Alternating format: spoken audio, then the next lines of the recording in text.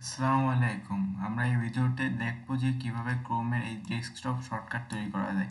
আমি এই শর্টকাটে যদি একবার ক্লিক করি তাহলে ক্রোমের একটা অ্যাকাউন্টে চলে যেতে পারবো, কিন্তু আমার এখানে বাদবাকি আরও 3টা অ্যাকাউন্ট রয়েছে।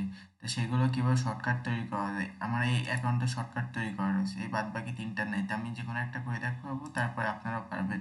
সো এর জন্য আমরা যে কোনো একটা ক্রোম অ্যাকাউন্টে চলে যাবো। আমি এটাই ক্রোম অ্যাকাউন্টে চলে যাওয়ার পর একেবারে ডান দিকে লেফট সাইডে পেয়ে যাবো এই আইকন।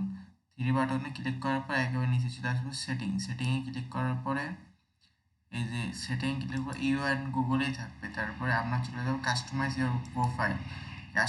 ইওর প্রোফাইলে এসে আপনি আপনার ক্রোমের নামও চেঞ্জ করতে পারবেন।